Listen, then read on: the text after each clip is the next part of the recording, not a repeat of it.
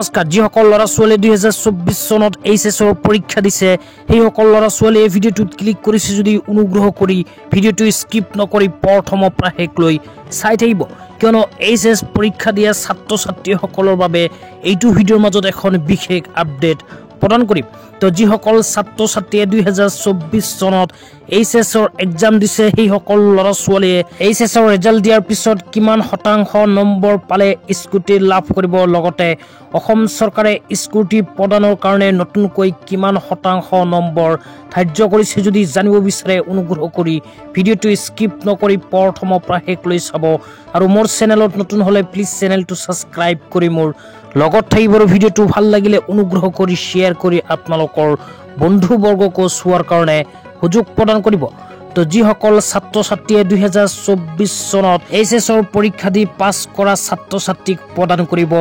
scooty তো scooty লাভ কৰিবলৈ হলে 2024 চনত কিমান শতাংশ নম্বৰ পাব লাগিব এইটো ভিডিঅ'ৰ মাজত এতিয়া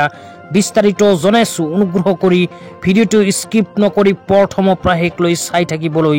অনুৰোধ জনালো তো এতিয়া আপোনালোকক মোবাইল স্ক্ৰীনত অসম চৰকাৰৰ কেবিনেট বৈঠকত গ্ৰহণ কৰা এখন গুৰুত্বপূৰ্ণ সিদ্ধান্ত দেখুৱাই আছো তো অসম চৰকাৰে 2023 চনত প্ৰজ্ঞান ভাৰতী আঁচনিৰ অধীনত স্কুটি প্ৰদান কৰাৰ কাৰণে কেবিনেট বৈঠকত এনেকৈ এখন সিদ্ধান্ত গ্ৰহণ কৰিছিল সেই সিদ্ধান্ত মৰ্মে হয়তো এইবাৰো প্ৰদান কৰিব এইচএছ পাছ কৰা ছাত্ৰ ছাত্ৰীসকলক স্কুটি তো কোনবোৰ ছাত্ৰ ছাত্ৰীয়ে লাভ কৰিব কিমান শতাংশ নম্বৰ পাব লাগিব এতিয়া আপোনালোকক পঢ়ি শুনাই দিছো তো এই বিষয়ত ইয়াতে লিখা আছে অসম উচ্চতৰ মাধ্যমিক শিক্ষা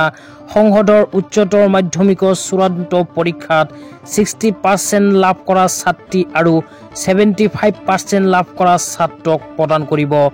স্কুটি তো যিসকল ছাত্ৰই 75% নম্বৰ সহ পাছ কৰিব সেই সকল ছাত্ৰই লগতে যিসকল ছাত্ৰীয়ে 60% নম্বৰ সহ এইচএছ পৰীক্ষাত পাছ কৰিব সেই সকল ছাত্ৰীয়ে চৰকাৰৰ ফালৰ পৰা প্ৰজ্ঞান ভাৰতী আঁচনিৰ অধীনত লাভ কৰিব স্কুটি ইয়াতে কিন্তু স্পষ্টকৈ আপোনালোকে লিখা চাব পাৰিলে তো অসম চৰকাৰে 2023 চনত স্কুটি প্ৰদান কৰাৰ কাৰণে কেবিনেট বৈঠকত এনেকৈ এখন সিদ্ধান্ত গ্ৰহণ কৰিছিল হয়তো 2024 চনত এই সিদ্ধান্ত মৰ্মে এইচএছ পাছ কৰা ছাত্ৰ ছাত্ৰীসকলক প্ৰদান কৰিব স্কুটি তো আজি ইমানেই ভিডিঅ'টো চাই কেনে পালে নিশ্চয় কমেন্ট বক্সত কমেন্ট কৰি